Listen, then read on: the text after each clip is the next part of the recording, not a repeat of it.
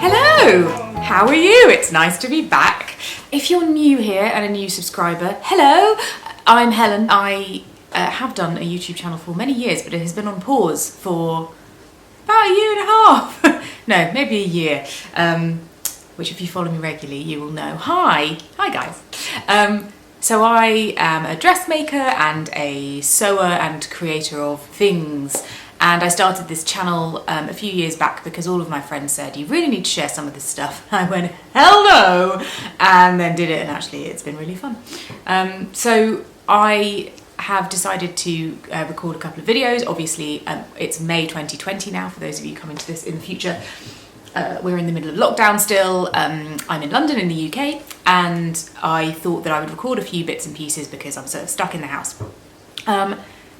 This channel really covers a whole range of stuff, but most of it's about dressmaking, and I thought that I would start to do a few videos for those of you who might be new to it or thinking about taking it up as a result of being stuck in your houses. Before I get started on content and get distracted, I shall tell you what I'm wearing because I always forget to do that.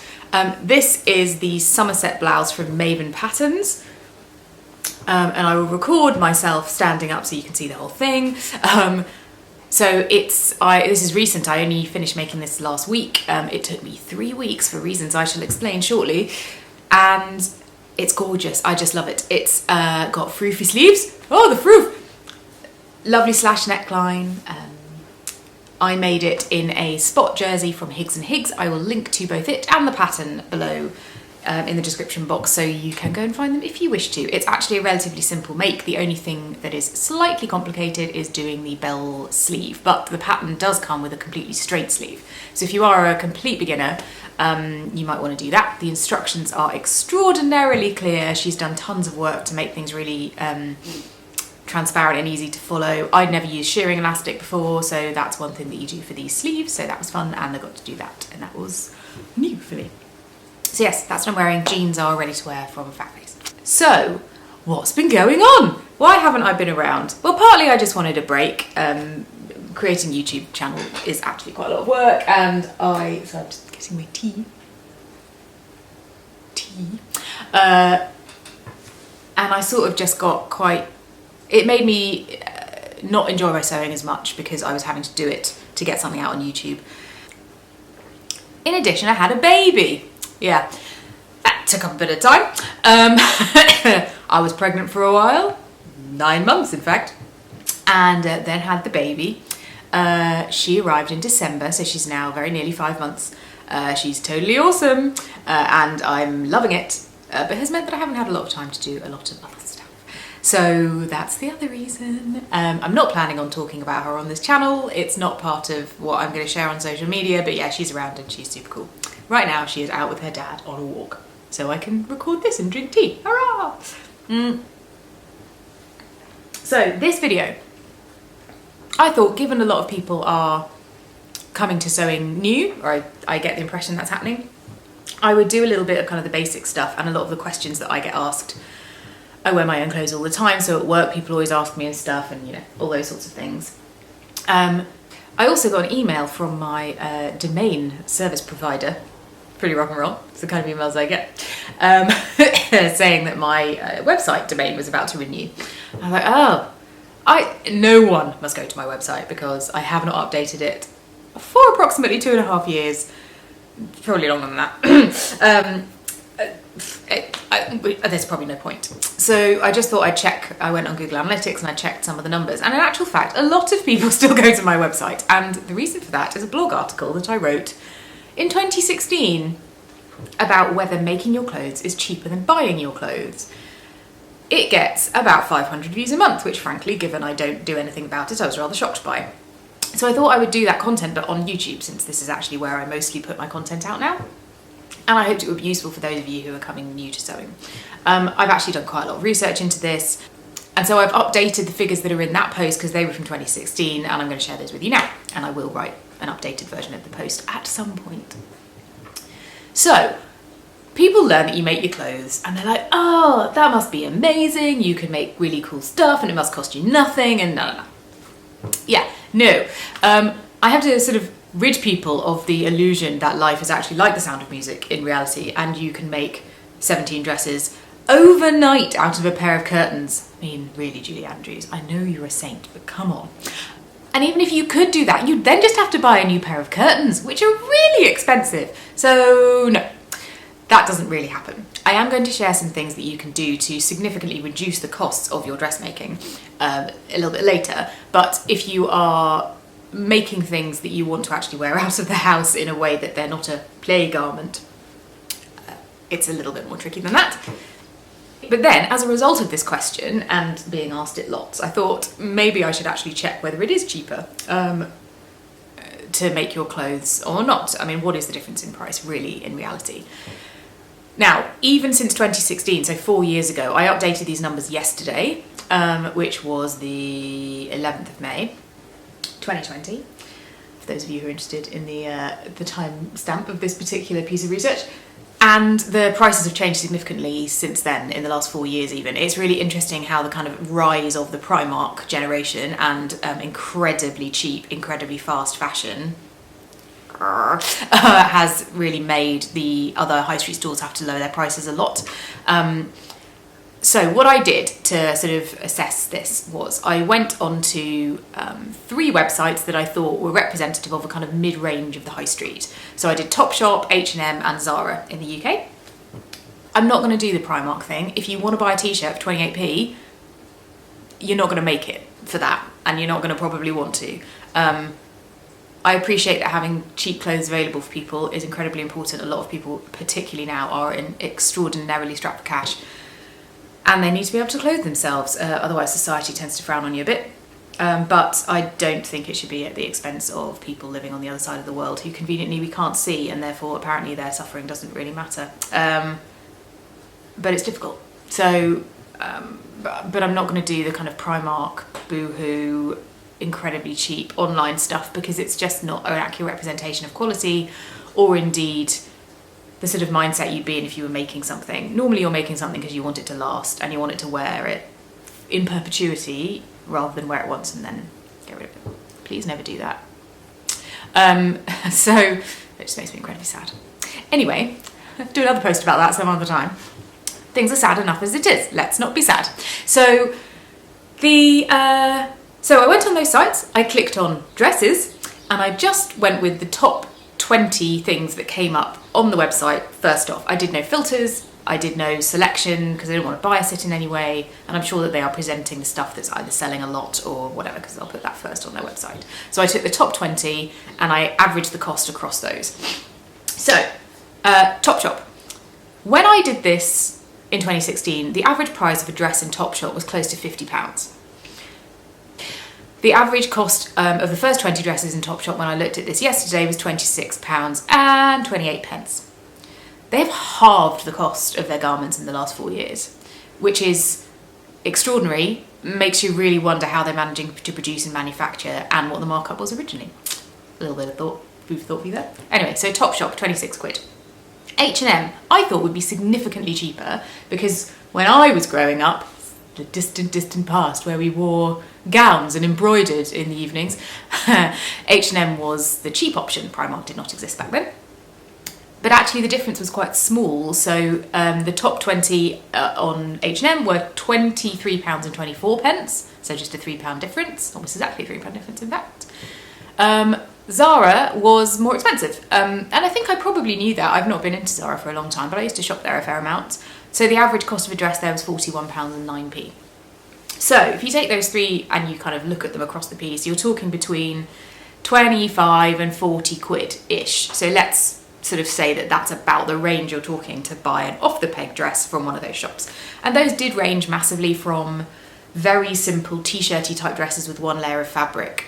Very few of them were lined at that sort of price. I did do a quick skim of the ones that were on that front page, but a lot of them were full-length maxi dresses. So you're getting a lot of fabric for your money. So that's the cost if you wanted to buy it from one of those shops. Now, yes, of course you can get dresses for cheaper than that, but we've talked about that already. You can also spend significantly more on a dress, and again, I will come back to this later, but one of the things I think home dressmaking allows you to do is make something that's better quality after a while, than you might be able to buy in the shops, and then you really can save some cash. So then I thought, right, so how much is the average cost to make a dress?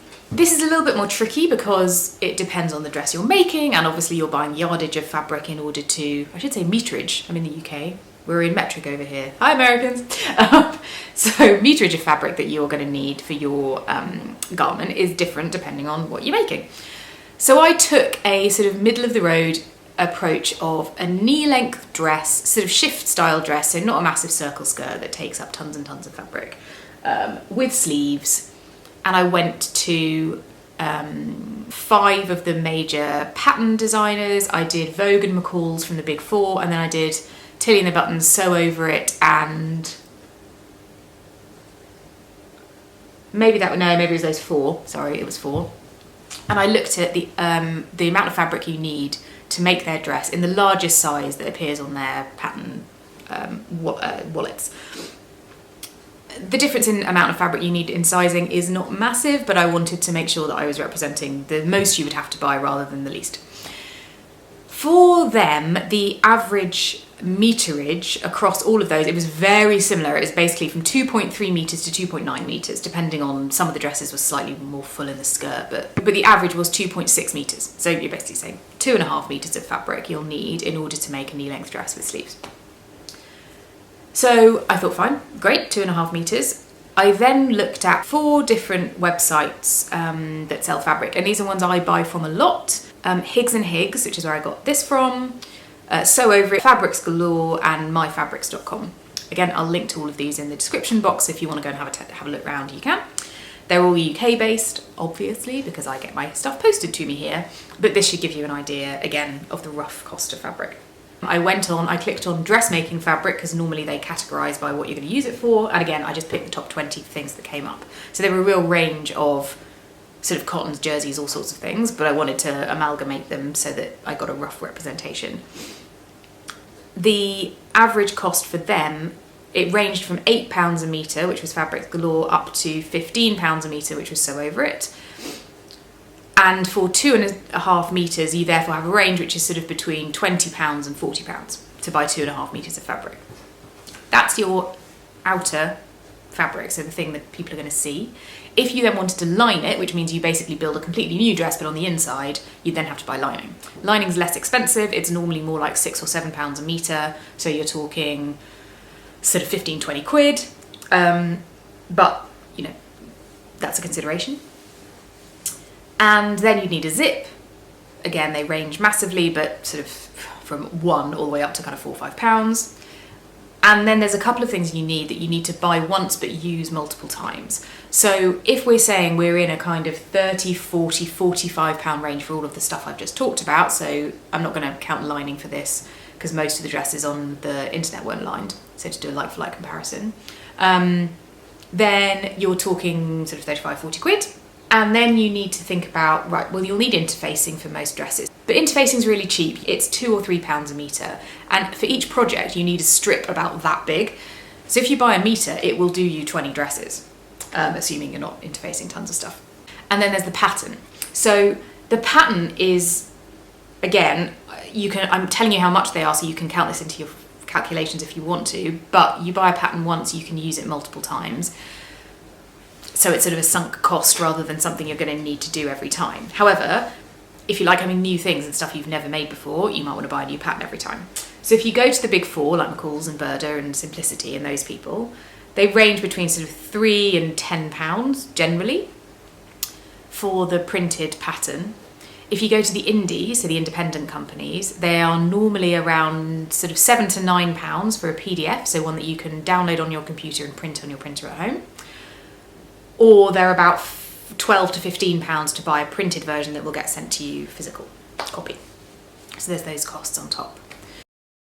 So what does all of that mean? Well, what I've done here is just summarise what I've just laid out. So on the left-hand side, you can see the total cost if you buy everything new to make a dress for the first time. So you've got the main fabric, the zip, the interfacing and the pattern. I've not included lining here because a lot of dresses nowadays aren't lined, but you're very welcome to add that, and it would add about sort of £8-10 to the costs. And then you're in the sort of £30 to £60 range, depending on how much you spend on your main fabric. That's the bulk of the cost. On the right hand side though, and importantly, you've got the costs for the second time you make the dress.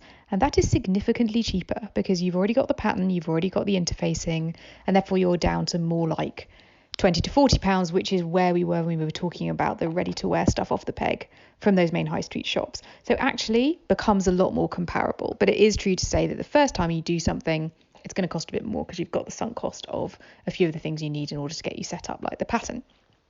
I mean, there are ways to bring the cost down significantly.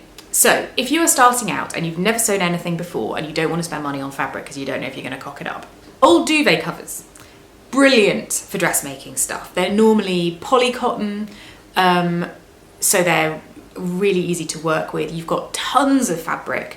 Yes, they might be a bit worn, but if you're making something just as a sort of experimental garment that you think you'd be happy to wear out, do that. Also, you can get some amazing duvet covers. My sister gave me one of the London Underground, which on one side was the London Underground map, and on the other side was all of the colours of the tube lines and stripes. Yes, I want to make a dress out of that. Old sheets, old duvet covers, all that kind of stuff lying around your house, you can use those and that's free. Similarly, if you've got really big sort of sized or maxi or sort of tent style, outfits, cut those up. So I've been making a lot of baby outfits out of my old maternity stuff because maternity stuff has tons of fabric in it. I'm not going to wear it again because I'm not pregnant and I've got a baby to clothe. Brilliant. Have made loads of stuff for her out of just cutting up my old maternity things, which is rather nice. So you can do all of that. You can go on eBay. There's people out there who do car boot sales, obviously not at the moment. They sell, lots of people sell fabric at car boot sales, and you can buy old curtains. Reference Sound of Music comment from earlier. It's absolutely possible to do this a lot cheaper. But I'm sort of assuming, or at least in my assumptions, I'm doing what I normally do, which I may spend more on fabric than most people do. I've got no idea. But I think that's a fairly sort of good representation of the costs and what's out there at the moment. Also, you do get what you pay for generally. So if you buy really cheap fabric, it won't last as well, it won't wash as well. Okay, so the second point, if we've sort of moved the cost bucket out of the way, you wouldn't make your clothes unless you actually enjoy the process. There's just no point in the modern sort of day. You can get such a variety of stuff online that you don't have to spend time making. So it has to be something that you love and enjoy, or I don't think you'd really continue to do it. And that in itself gives huge satisfaction. It's mindful, you're making something physical, which in today's digital world is so rare, and something that will last you for ages. You will see if you looked on any of the other videos on my channel, I sort of have started to specialise a little bit in terms of what I make, not in that I'm an expert, in making stuff using really couture techniques so that the dresses I'm making would cost me hundreds of pounds to buy, at which point I am saving an absolute fortune. So if you get to the point where you are making things at a high enough quality and standard that to buy an equivalent would really cost you hundreds of pounds, then you're in a really interesting place. If you learn to clone your clothes or copy your clothes, so I have a dress that I bought from LK Bennett that I still wear. I bought it 10-15 years ago. It's one of my absolute favourites, but it's a very simple jersey dress.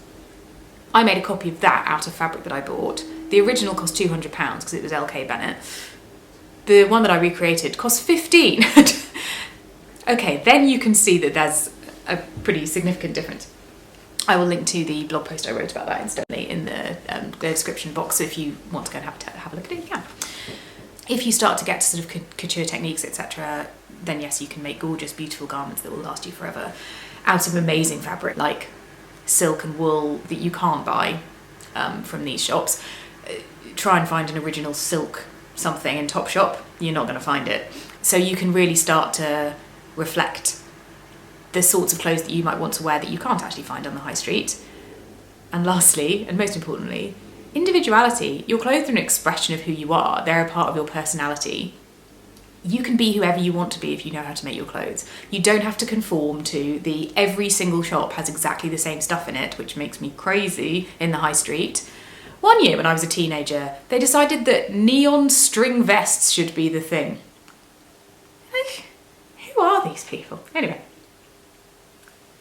But the fabrics you can buy to make dresses out of are so much more interesting If you want to have a superhero bumblebee dinosaur dress corset, you can make that.